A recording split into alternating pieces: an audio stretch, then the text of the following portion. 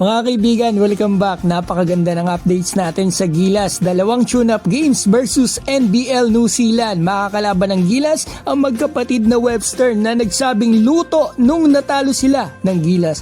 At kay Soto, out daw sa Summer League. Una sa lahat mga kaibigan, 2 weeks na lang po bago ang laban ng Gilas sa World Cup Qualifiers. Makakalaban natin ang Australia at New Zealand. Nagsimula na rin po mag-ensayo ang ating team at bukas nga po, Lunes ng gabi, may fan at media day ang Gilas sa San Juan. After nyan, tutulok na po sila patungo ng Australia at New Zealand. Meron po muna pala silang tune-up games, dalawa versus New Zealand NBL teams. Yung isa sa Franklin Bulls. Ito po ang lineup nila mga kaibigan para may idea po tayo. Maganda ang height ng mga players nila, may mga 6'10 din sila which is good para sa preparation natin. 5 wins, 8 losses pala to sa standings nila sa NBL New Zealand.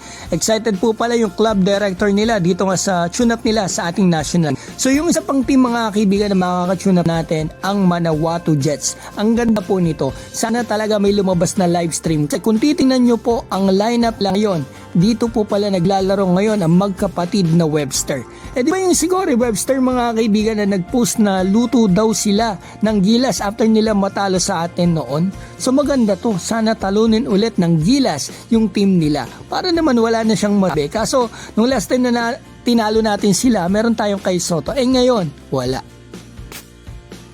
So ngayon, pag-usapan natin si Kai Soto. Mga kaibigan, malapit na rin ang NBA Summer League first week ng July. So maglalaro daw dito si Kai, sabi ni Coach Tim. At sinabi rin ni Homer Saison. Pero nagulat ako mga kaibigan sa message ng ating kaibigan na si Kai Lack. Nag-message sa akin sa Instagram. Nakita daw po niya ang post ng isa pang kaibigan natin na si Basketball PH. Hindi daw po maglalaro si Kai sa Summer League. At sigurado daw po ito. Honestly mga kaibigan, hindi ko pa po alam kung ito ay totoo ba o hindi. Pero kilala ko yun si Basketball PH, hindi magsasabi yan ng ganyan kung hindi totoo. Basta kung sinabi niya na out si Kai, malaki yung chance na out nga siya. Ang natanong ko lang po kasi sa source natin ay dalawa. Yung una, kung pupunta si Kai ng Amerika, ang sagot po sa akin ay yes. Lilipad daw po si Kai ng Amerika. Mga kaibigan, hindi ko po alam kung anong pakay ni Kai doon, kung NBA, NCAA, G League o Summer League. Basta hindi ko po alam, basta pupunta siya. Pangalawa, kung totoo nga ba na out si Kai sa NBA Summer League, kanina ko lang to tinanong. Ang sagot po sa akin ay may posibilidad daw po. Baka daw po hindi makalaro si Kai dito sa NBA Summer League. Pero mga kaibigan, may 2 weeks pa po. Talagang marami pang pwedeng mangyari sa time na yan. Kaya abangan po natin ang official announcement mismo ng kampo ni Kai. Kasi itong sinasabi namin sa inyo ay out, ko sa inyo ay out doon sa circle ng kampo ni Kai Soto. So hindi natin alam, baka magkaroon ng last minute changes o di ba? I'm sure na-get nyo po yung point ko.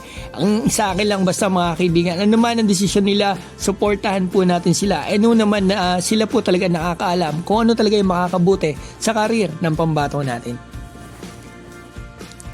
Happy Father's Day po pala sa inyo mga tatay at binabati ko din po si Donnie Gagi ng Canada, Mags Magday at Dodong Joseph ng New Zealand, Kailong Sabihan Jr. ng USA, Edith Doramal, Ashu, Robert Gercayo, Artur Publico, Joey Del Mundo, Ronman, Junicio Rupo, PJ Manso, Adel Napas Cruz, Nelson Nipas ng Albay, Eric De La Cruz, Alvin Obsena at ZH Game Farm. Mga kaibigan, maraming salamat po.